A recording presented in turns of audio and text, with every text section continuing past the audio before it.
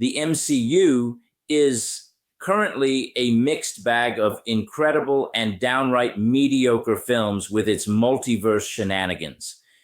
Captain America, Brave New World is a return to a more grounded political thriller-style narrative reminiscent of The Winter Soldier. While it doesn't quite match the tension and sharp storytelling of the original Captain America trilogy, there's enough intrigue to keep the plot moving. Hello and welcome to my movie review, and today I'm going to review this year's MCU entry, Captain America, Brave New World, starting with the positives. The cast delivers some charismatic performances, particularly Anthony Mackie as Sam Wilson to Captain America. He pours his heart and soul into bringing the best out of his character. Danny Ramirez as Joaquin Torres also delivered a hilarious and delightful performance, and his chemistry with Mackie is solid. And Harrison Ford as Thaddeus Thunderbolt Ross, the Red Hulk, was one of the highlights of the film. The action sequences were entertaining, even though not as mesmerizing as they could have been. Now, the movie has some obvious flaws. The plot felt rushed, predictable, and lacked depth, with a lot of story elements feeling underdeveloped. The pacing was extremely uneven. There were moments that felt rushed while others dragged on, making the film a little unengaging at times. It tries to match the storytelling heights of the Captain America trilogy, only to fail at it. The editing is noticeably choppy. The CGI was questionable at times. The villain was underwhelming, which shouldn't be the case with a Marvel movie. And the ending was anticlimactic. One of the more interesting aspects of the film is its unexpected role as a pseudo-sequel to 2008's The Incredible Hulk. Seeing familiar faces return after such a massive gap is a nice touch, but it also raises a potential issue. Newer fans might feel lost when characters suddenly appear with little explanation. It's an unusual creative choice that rewards longtime viewers, while potentially alienating others.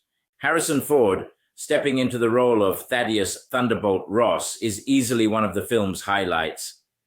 The man is a legend, and he carries his scenes with a commanding presence that proves why he's a pop culture icon. There's not a moment where he seems like he's phoning it in, and his performance adds a level of gravitas to the movie. On the other hand, Giancarlo Esposito, an actor who thrives in villainous roles, is criminally underutilized. His brief moments on screen are strong, but it's frustrating knowing how much more he could have brought to the table with a larger role. The action in this film is serviceable but ultimately underwhelming, especially when compared to the hard-hitting, minimal-cut, steady camera work that the Russo brothers perfected in The Winter Soldier and Civil War. The fights here feel more generic, relying on quick cuts and shaky camera movements that dilute the impact of each sequence. It's not necessarily bad, it just doesn't leave a lasting impression, which is disappointing for a character whose best moments have been defined by grounded, brutal, and tactically impressive combat.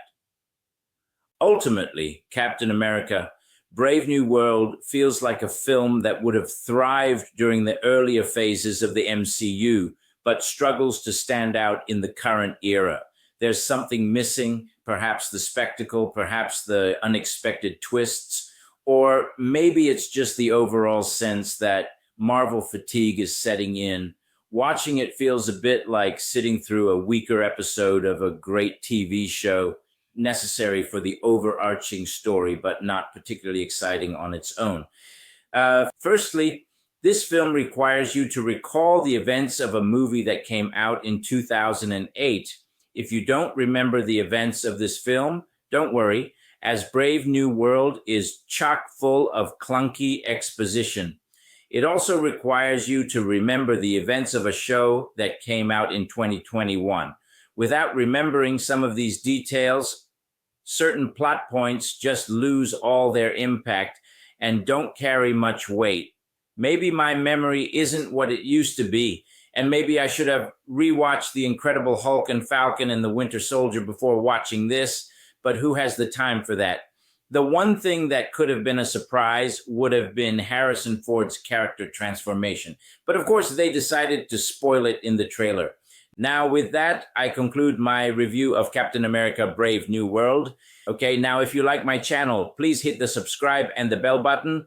And if you like my review, please hit the like button. That will help my channel a lot. Thank you and goodbye.